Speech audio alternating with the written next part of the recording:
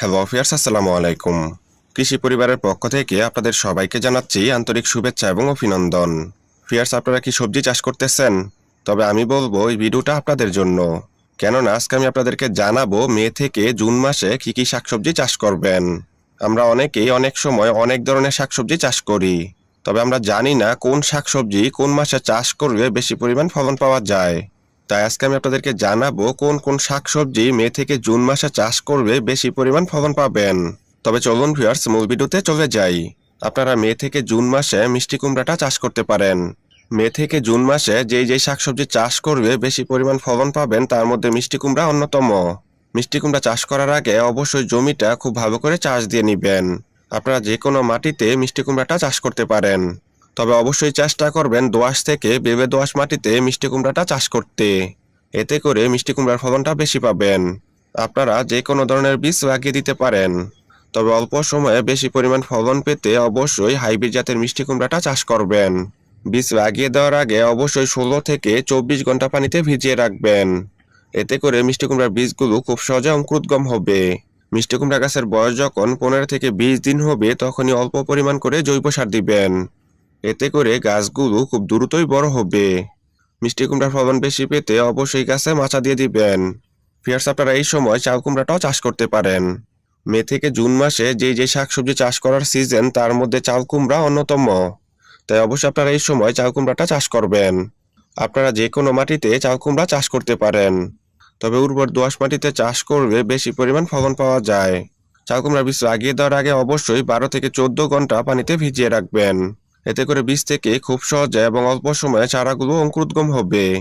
তাই অবশ্যই বীজগুলো ভিজিয়ে রাখবেন। আপনারা যে কোনো জাতের চাল কুমড়া চাষ করতে পারেন।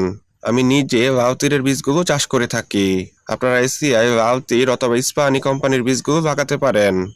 এতে করে অল্প সময়ের ভিতরে ফলন পাবেন। গাছের বয়স যখন 15 থেকে 20 দিন হবে তখন অল্প পরিমাণ করে জৈব সার দিবেন। এতে গাছ খুব দ্রুত বড় হবে। গাছের বৃদ্ধি নিশ্চিত করতে অবশ্যই একটা নির্দিষ্ট সময় পর গাছে মাচা দিয়ে দিবেন। ফিয়ার্স, আপনারা এই সময় 12 মাসি লাউটা চাষ করতে পারেন। লাউয়ের কিছু কিছু জাত আছে যা 12 মাসেই চাষ করা যায়। তাই অবশ্যই আপনারা এই সময় লাউটাও চাষ করবেন। লাউ চাষ করার জন্য প্রথমেই মাটিটা খুব ভালো করে চাষ দিয়ে নিবেন। আপনারা টবে, সিমেন্টের বস্তায় অথবা বাড়ির আঙিনায়ও লাউটা চাষ করতে পারেন।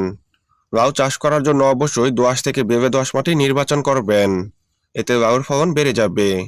লাউর বীজ লাগিয়ে দেওয়ার আগে 12 থেকে 15 ঘন্টা পানিতে ভিজিয়ে রাখবেন।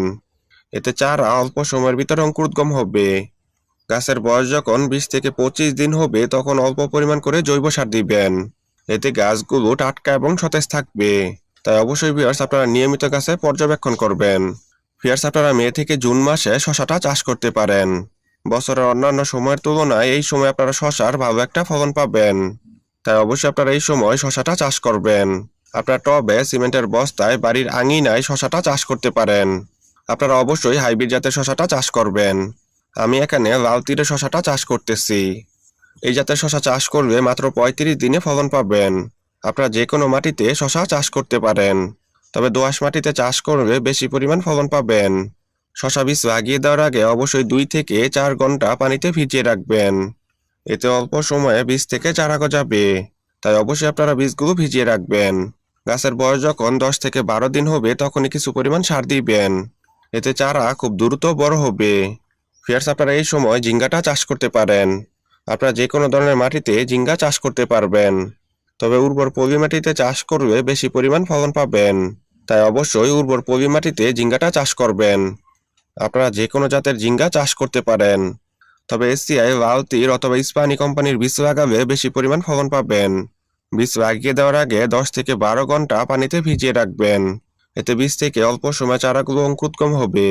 বেশি পরিমাণ ফলন পেতে অবশ্যই গাছে সময় মতো মাচা দিবেন। ফিয়ার্স, আপনারা মে থেকে জুন মাসে দুন্দুলটা চাষ করতে পারেন। দুন্দুল চাষ করার জন্য প্রথমে মাটিটা খুব ভালো করে তৈরি করে নেবেন।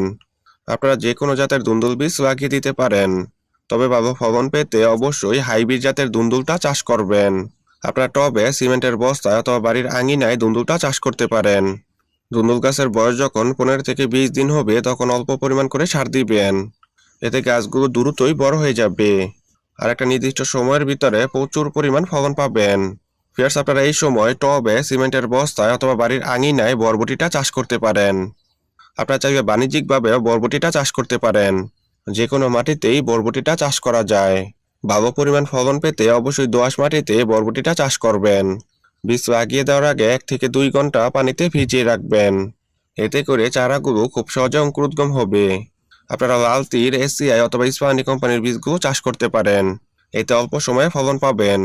ফিয়ার্স, আপনারা এই সময় ঢেঁড়সটাও চাষ করতে পারেন। বছরের অন্যান্য সময়ের তুলনায় এই সময় আপনারা ঢেঁড়সটা চাষ করতে পারেন। ঢেঁড়স চাষ করার জন্য প্রথমে মাটিটা খুব ভালো করে তৈরি করে নেবেন। যে কোনো জাতের ঢেঁড়স আপনারা চাষ করতে পারেন, তবে লাল তীর, এসিআই অথবা ইস্পাহানি কোম্পানির বীজগুলো থেকে ভালো একটা ফলন পাওয়া যায়। তাই অবশ্যই আপনারা এই জাতের ঢেঁড়সগুলো চাষ করবেন। বীজ লাগিয়ে দেওয়ার আগে অবশ্যই 16 থেকে 24 ঘন্টা পানিতে ভিজিয়ে রাখবেন। এতে অল্প সময়ে বীজ থেকে চারা গজাবে। আপনারা টবে, সিমেন্টের বস্তায় অথবা বাড়ির আঙিনায় ঢেঁড়সটা চাষ করতে পারেন। গাছের বয়স যখন 12 থেকে 15 দিন হবে তখন অল্প পরিমাণ করে সার দিয়ে দিবেন। এতে গাছ থেকে খুব দ্রুতই ফলন পাবেন। ভিউয়ার্স, আপনারা এই সময় করবাটাও চাষ করতে পারেন। দোআঁশ থেকে বেবে দোআঁশ মাটিতে আপনারা করবাটা চাষ করবেন। করবা বীজ লাগিয়ে দেওয়ার আগে অবশ্যই আপনারা 12 থেকে 14 ঘন্টা পানিতে ভিজিয়ে রাখবেন। এতে অল্প সময়ে বীজগুলো অঙ্কুরোদ্গম হবে। গাছের বয়স যখন 15 থেকে 20 দিন হবে তখন অল্প পরিমাণ করে সার দিবেন। এতে গাছ দ্রুত বড় হবে আর একটা নির্দিষ্ট সময়ের ভিতরে ভালো পরিমাণ ফলন আসবে। ফিয়ার্স, আপনারা এই সময় চিচিঙ্গাটাও চাষ করতে পারেন। যে কোনো মাটিতে চিচিঙ্গা চাষ করা যায়, তবে অবশ্যই চেষ্টা করবেন দোআঁশ থেকে বেলে দোআঁশ মাটিতে চিচিঙ্গাটা চাষ করতে। এতে ফলনের পরিমাণ বেশি পাওয়া যায়। তাই অবশ্যই আপনারা দোআঁশ থেকে বেলে দোআঁশ মাটিতে চিচিঙ্গাটা চাষ করবেন। আপনারা যে কোনো জাতের বীজ লাগিয়ে দিতে পারেন, তবে আমি সাধারণত লাল তীরের চিচিঙ্গাটা চাষ করে থাকি। এই জাতের বীজ থেকে ভালো একটা ফলন পাওয়া যায়। ঠিকঠাক মতো পরিচর্যা করলে 45 থেকে 50 দিনের ভিতরে চিচিঙ্গার ভালো একটা ফলন পাওয়া যায়। ফিয়ার্স, আপনারা অবশ্যই এই সময় চিচিঙ্গাটা চাষ করবেন। আপনারা এই সময় লাউ শাক, পালং শাক, মূলা শাক, ধনিয়াটা চাষ করতে পারেন। এছাড়া আপনারা মরিচটাও চাষ করতে পারেন। এই সকল শাকসবজি চাষ করা খুবই সহজ। আপনারা খুব সহজে এই সকল শাকসবজিগুলো চাষ করতে পারেন। ফিয়ার্স, আমি আশা করি আপনাদেরকে বোঝাতে পেরেছি মে থেকে জুন মাসে কি কি শাকসবজি চাষ করবেন। আপনারা এই সময় যদি এই সকল শাকসবজিগুলো চাষ করেন তবে বাম্পার একটা ফলন পাবেন। ফিয়ার্স, আপনারা এই সময় অবশ্যই এই সকল শাকসবজিগুলো চাষ করবেন। শাকসবজি চাষ সম্পর্কে যদি আপনাদের কোনো মতামত জানার থাকে তবে অবশ্যই কমেন্ট বক্সে কমেন্ট করবেন। আর নতুন নতুন সুন্দর সুন্দর কৃষিভিত্তিক ভিডিও পেতে অবশ্যই কৃষি পরিবারের সাথে থাকবেন। আপনারা চাইলে আমাদের ফেসবুক পেজেও যুক্ত হতে পারেন। আমাদের ফেসবুক পেজের নাম হচ্ছে কৃষি পরিবার। সবাই ভালো থাকবেন, সুস্থ থাকবেন এই কামনা করে আজকের মতো বিদায় নিচ্ছি। দেখা হয়ে যাবে আগামী কোনো নতুন ভিডিওতে। আসসালামু আলাইকুম।